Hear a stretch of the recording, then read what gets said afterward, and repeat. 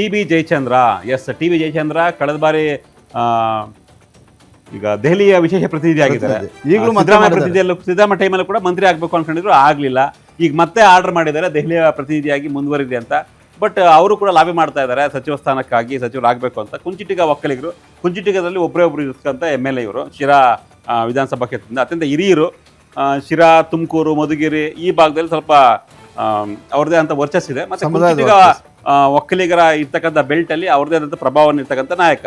But ಆದರೂ ಕೂಡ ತುಂಬ ಮಾಸ್ ಲೀಡರ್ ಆಗಿ ಬೆಳೆಯಲಿಲ್ಲ ಅನ್ನೋ ಒಂದು ಲೆಕ್ಕಾಚಾರ ಇದೆ. ಅವ್ರ ಮಗನಿಗೆ ಹಿಂದೆ ಎಲೆಕ್ಷನ್ ಅಲ್ಲಿ ಟಿಕೆಟ್ ಕೊಟ್ಟಿದ್ರು 18ರಲ್ಲಿ ಸಂತೋಷ್ ಕೂಡ ಗೆಲ್ಲಕ್ಕಾಗ ಅಂದ್ರೆ ಮಗನನ್ನೇ ಗೆಲ್ಸ್ಕೊಳಕ್ ಆಗ್ಲಿಲ್ಲ ಅನ್ನೋ ಒಂದು ಅಪವಾದ ಕೂಡ ಅವ್ರ ಮೇಲೆ ಇದೆ. ಜೊತೆಗೆ ಲಾಸ್ಟ್ 2024ರ ದುರ್ಗದ ಎಲೆಕ್ಷನ್, ಲೋಕಸಭಾ ಎಲೆಕ್ಷನ್ ಕೂಡ ಎಲ್ಲೋ ಬೇರೆ ಕಡೆಯಿಂದ ಬಂದು ಗೆದ್ಬಿಟ್ರು ಗೋವಿಂದ್ ಕಾರಜೋಳ. ಇವರು ತಮ್ಮ ಅಭ್ಯರ್ಥಿಯನ್ನ ಗೆಲ್ಸ್ಕೊಳಕ್ ಆಗಿಲ್ಲ. ಕಾಂಗ್ರೆಸ್ ಅಷ್ಟು ಸ್ಟ್ರಾಂಗ್ ಆಗಿದ್ರು ಕೂಡ ದುರ್ಗದಲ್ಲಿ ಗೆಲ್ಲಕ್ಕಾಗಿಲ್ಲ.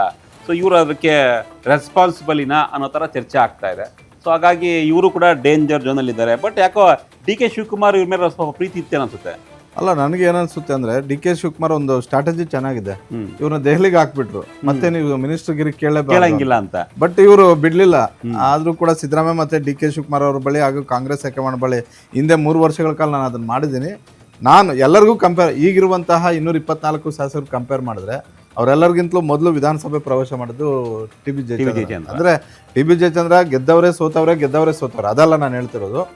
83ರಲ್ಲೇ ನಾನು 83ಕ್ಕೂ ಮೊದಲೇ ನಾನು ವಿಧಾನಸಭೆ ಪ್ರವೇಶ ಮಾಡಿದ್ದೆ ಅಂತ. ನಾನು ಹಾಗಾಗಿ ನಾನು ಸೀನಿಯರು, ನನಗೆ ಇದು ಕೊನೆ ಅವಕಾಶ ಕೊಡಿ ಅಂತ. ಮುಂದೆ ಮಗನ ನಿಲ್ಲಿಸ್ತಾರೆ ಏನೋ ಗೊತ್ತಿಲ್ಲ ಶಿರಾದಿಂದ, ಈ ಬಾರಿ ಒಂದು ಅವಕಾಶ ಕೊಡಿ ಅಂತ. 2023ರಲ್ಲಿ ರಾಜಣ್ಣ ಅವಾಗ ಇದ್ದಿದ್ರಿಂದ ಸಿದ್ದರಾಮಯ್ಯಂಗೆ ಒಂದು ಸಮಸ್ಯೆ ಇತ್ತು. ಪರಮೇಶ್ವರ್ ಅವ್ರನ್ನ ತೆಗಿಯಂಗಿಲ್ಲ, ಪರಮೇಶ್ವರ್ ಹೈಕಮಾಂಡ್ ಕೋಟ, ಅವ್ರನ್ನ ಯಾರು ಡಿ.ಕೆ. ಶಿವಕುಮಾರ್ ಬೇಡ ಅನ್ನೋ ಪರಿಸ್ಥಿತಿಯಲ್ಲಿರಲಿಲ್ಲ, ಸಿದ್ದರಾಮಯ್ಯನೂ ಬೇಡ ಇರಲಿಲ್ಲ. ಹಾಗಾಗಿ ಸಿದ್ದರಾಮಯ್ಯ ಅವ್ರ ಕೋಟ, ಡಿ.ಕೆ. ಶಿವಕುಮಾರ್ ಕೋಟ ಅಂತ ಬಂದಾಗ ಸಹಜವಾಗಿ ಅವತ್ತು ಸಿದ್ದರಾಮಯ್ಯ ಅವ್ರ ಕೋಟ ಆಗಿದ್ದು ಕೆ.ಎನ್. ರಾಜಣ್ಣ ಬೇರೆ ಸಮಸ್ಯೆಯಿಂದ ಅವ್ರು ರಾಜೀನಾಮೆ. ಈಗ ತುಮಕೂರಿಂದ ಒಬ್ರು ಮಾಡ್ತಾರೆ ನೆಕ್ಸ್ಟ್, ಬಟ್ ಯಾರಂತ ನೋಡ್ಬೇಕು. ಇವರಿಂದ ಇಲ್ಲ ಅಂದ್ರೆ ಬೇರೆ ಯಾರಾದ್ರೂ ಅವಕಾಶ ಕೊಡ್ಬೋದು. ಅಲ್ಲಿ ತುಮಕೂರಿಂದ ಅದು 3 ಜನ ರೇಸಲ್ಲಿ ಇದ್ದಾರೆ. ಹೌದು, ಜಯಚಂದ್ರ ಅವರು ಇದ್ದಾರೆ, ಗುಬ್ಬಿ ವಾಸು ಇದ್ದಾರೆ, ಷಡಾಕ್ಷರಿ ಇದ್ದಾರೆ.